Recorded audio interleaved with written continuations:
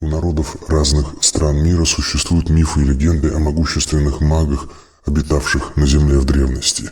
Маги более поздних времен обладали гораздо меньшей магической силой и были учениками древних. Описываются и могущественные артефакты, созданные древними магами и, возможно, еще существующие в наше время. Возможно, что различные нехорошие места, описанные в фольклоре разных народов, являются следами древней магии. Маги в то время создавали заколдованные места и даже пространства. Маги делятся на виды в соответствии с 4 основными стихиями.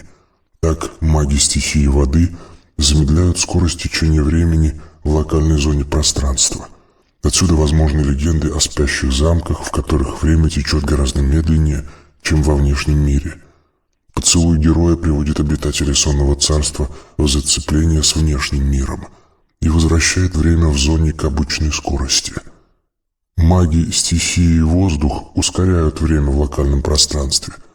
Человек проводит в таком месте несколько часов и, выйдя оттуда, обнаруживает, что во внешнем мире прошло более 100 лет. Эффект Риппа ван Викля. Подобные легенды существуют у разных народов, так же, как и легенды о заколдованных спящих замках и спящих красавицах. Приведу один пример из нашего времени. Подводная лодка ВМФ США должна была произвести запуск баллистической ракеты из акватории Атлантического океана. В момент запуска ракеты произошел некий сбой. Исчезла связь с лодкой. Через несколько часов экипаж вышел на связь из акватории Индийского океана, то есть произошла телепортация субмарины между 2 удаленными друг от друга точками. Аналогия с филадельфийским экспериментом.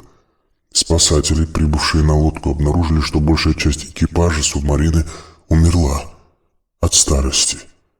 Последним умер капитан, доставленный в военный госпиталь. Обследование показало износ организма, соответствующий биологическому возрасту 100 лет.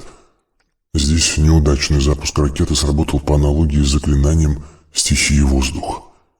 Маги стихии огонь связаны с энергией и настоящим временем. Они могут воспламенять объекты, пирокинез, и создавать свечение вокруг себя. Слово «святой» означает буквально «светящийся». Маги стихии земля уплотняют энергию в локальном объеме пространства. В результате происходит материализация мыслеформы. В пространстве этой стихии исполняются желания. Происходит образование материи в форме пыли, вибути, или проявляются силовые аспекты духов, полтергейсты.